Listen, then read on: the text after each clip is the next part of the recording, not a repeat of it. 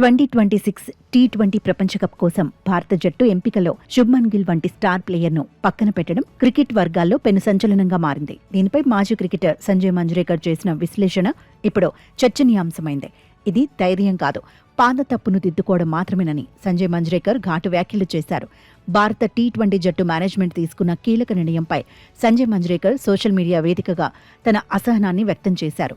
గిల్ను జట్టు నుంచి తప్పించడం సెలెక్టర్లు తీసుకున్న ఏదో ఒక విప్లవాత్మక నిర్ణయం కాదని, గతంలో వారు చేసిన పొరపాటును ఆలస్యంగా గ్రహించి సరిదిద్దుకుంటున్న ప్రక్రియ మాత్రమేనని ఆయన పేర్కొన్నారు.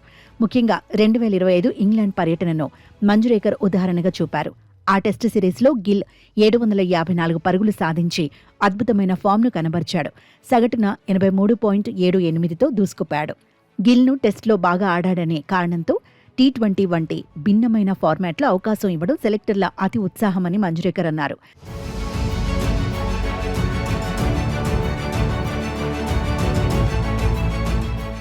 టెస్టులో రాణించినంత మాత్రాన టీ20 ప్రపంచ కప్లో చోటు దక్కుతుందని భావించడం క్రికెట్ తర్కానికి విరుద్ధమన్నారు. గిల్ను గతంలో ఎంపిక చేయడమే పెద్ద తప్పు అని మంజ్రేకర్ విమర్శించారు. సెలెక్టర్ల నిర్ణయానికి ప్రధాన కారణం గిల్ ఫామ్ కోల్పోవడమని స్పష్టంగా కనిపిస్తోంది. కానీ గాయం కారణంగా తప్పించామని సెలెక్టర్లు చెబుతున్నారు. గిల్ గత 18 టీ20 ఇన్నింగ్స్లలో ఒక్క హాఫ్ సెంచరీ కూడా సాధించలేకపోయాడు. చివరిసారిగా జూలై 2024లో జింబాబ్వేపై 50 మార్కును దాటాడు. సౌత్ ఆఫ్రికాతో జరిగిన సిరీస్లో కూడా కేవలం 4-0-28 పరుగులు మాత్రమే చేశాడు. మరోవైపు team India chief selector Ajit Agarkar ఈ నిర్ణయం వెనుక ఉన్న అసలు కారణాలను వివరిస్తూ ఇది కేవలం జట్టు సమతుల్యత కోసమేనని స్పష్టం చేశారు.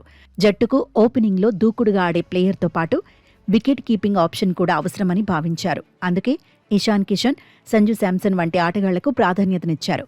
ఓపెనింగ్లో అభిషేక్ శర్మ వంటి హిట్టర్లు ఉండటంతో నిలకడగా ఆడే గిల్ అవసరం ప్రస్తుత వ్యూహాలకు సరిపోవటం లేదని భావించారు. రింకు సింగ్ వంటి ఫినిషర్ల రాకతో బ్యాటింగ్ ఆర్డర్లో మార్పులు చేయాల్సి వచ్చిందని, అందుకే గిల్ లాంటి ప్యూర్ బ్యాటర్ను త్యాగం చేయక తప్పలేదని అగర్కర్ వెల్లడించారు. భారత జట్టు ఇప్పుడు కేవలం 15 మంది ఉత్తమ ఆటగాళ్లను కాకుండా జట్టులోని 15 విభిన్న అవసరాలను తీర్చేవారిని ఎంచుకుంటోందని స్పష్టమవుతోంది.